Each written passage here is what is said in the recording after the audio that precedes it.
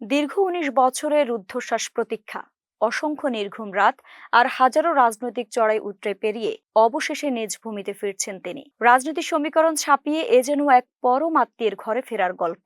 ২০০৬ সালের সেই শীতের দুপুর আর ২০২৬-এর এই কুয়াশাচ্ছন্ন ভোর, মাঝখানে বয়ে গেছে দীর্ঘ ২টি দশক। বগুড়ার মাটি আর মানুষের প্রিয় সেই ঘরের ছেলে তারেক রহমান ফিরছেন তার শেকড়ে। বিদেশে নির্বাসিত জীবন শেষে নিজের জন্মভিটা আর নির্বাচনী এলাকায় তার এই আগমনকে ঘিরে উত্তরবঙ্গের আকাশে বাতাসে এখন বইছে উৎসবের আমেজ, চোখে আনন্দ অশ্রু। ঠিক ১৯ বছর ১৮ দিন পর বগুড়ার সেই চেনা রাজপথ, সাত মাথা কিংবা মহাস্থানগড়ের বাতাস আবার মুখরিত হবে তার উপস্থিতিতে। সর্বশেষ ২০০৬ সালের ২৪ ডিসেম্বর বগুড়া ছেড়েছিলেন তিনি। ১১ জানুয়ারি সন্ধ্যায় দীর্ঘ এক দূরত্বের সমাপ্তি ঘটিয়ে তিনি পা রাখছেন বগুড়ার মাটিতে।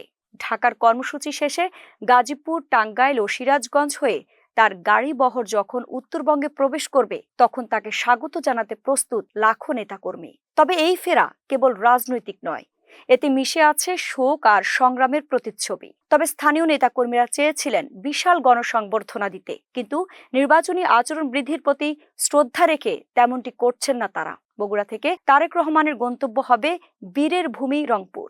সেখানে তিনি জুলাই গণ অভ্যুত্থানের মহানায়ক শহীদ আবু সাঈদের কবর জিয়ারত করবেন এবং শোক সন্তপ্ত পরিবারের সাথে সময় কাটাবেন। ৪ দিনের এ ঝটিকা সফরে তারেক রহমান দিনাজপুর, ঠাকুরগাঁও, পঞ্চগড় সহ উত্তরবঙ্গের ৯টি জেলা প্রদক্ষিণ করবেন। ইতোমধ্যেই এই সফরে নিরাপত্তা নিশ্চিত করতে সরকারের কাছে চিঠি দিয়েছে বিএনপি। দলের পক্ষ থেকে জানানো হয়েছে, সফরের প্রতিটি পদক্ষেপে কঠোরভাবে বজায় রাখা হবে নির্বাচনী আচরণবিধি।